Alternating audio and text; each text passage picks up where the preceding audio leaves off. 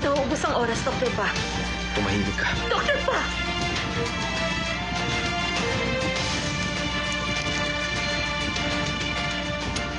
Kung ako lang, walang espesyal kay Dr. O.